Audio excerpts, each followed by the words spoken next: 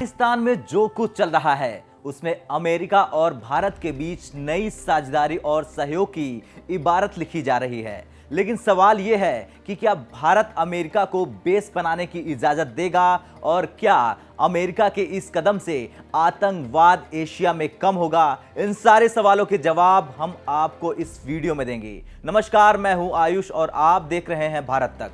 अफगानिस्तान में तालिबान की कंट्रोल के बाद मध्य एशिया और आसपास के क्षेत्र में आतंकवाद की नई फसल तैयार होने का खतरा बढ़ गया है। ऐसे में अफगानिस्तान के भीतर आतंकी इंफ्रास्ट्रक्चर पर ड्रोन के जरिए सर्विलांस और हमलों के लिए अमेरिका को आसपास एक ड्रोन बेस चाहिए, जिसके लिए भारत से बातचीत जारी है।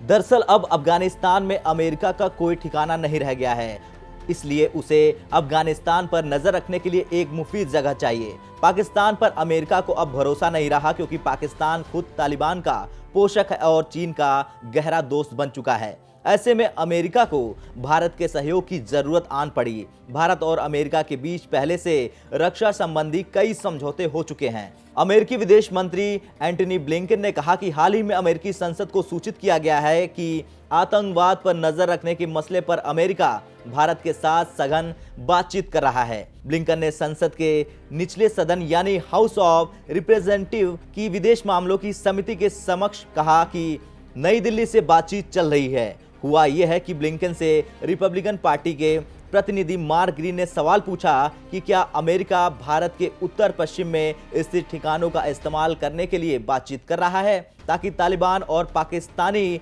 आईएसआई के बीच गठजोड़ के चलते अफगानिस्तान के भीतर और आसपास अमेरिका के लिए जो संभावित खतरे बन रहे हैं उनसे निपटा जा सके। ग्रीन ने इस बारे में अमेरिका की ओवर द होराइजन क्षमताओं के इस्तेमाल की बात सीधे तौर पर पूछी। ओवर द होराइजन क्षमता का मतलब ड्रोन का इस्तेमाल करना होता है। सीधे शब्दों में कहे तो अमेरिकी विदेश मंत्री से पूछा गया कि क्या अमेरिका अपने ड्रोन लॉन्च करने के लिए भारत के ठिकानों का इस्तेमाल करना चाहता है।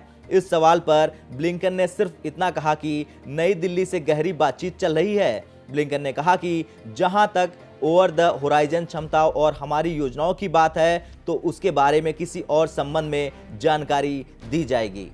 अफगानिस्तान में अमेरिकी सेना की वापसी के चलते बिडेन प्रशासन की काफी आलोचना की जा रही है कि उसने अफगानिस्तान के लोगों को मुसीबत में डाल दिया है। इस पर प्रेसिडेंट बिडेन और सरकार के सीनियर अधिकारियों का कहना है कि अमेरिका ने 9/11 हमले के साजिशकर्ताओं को खत्म करने के लिए अफगानिस्तान में अभियान शुरू किया था। चूंकि अभियान के उद्देश्य हासिल कर लिए गए हैं, इसलिए सेना को वापस बुला लिया गया है।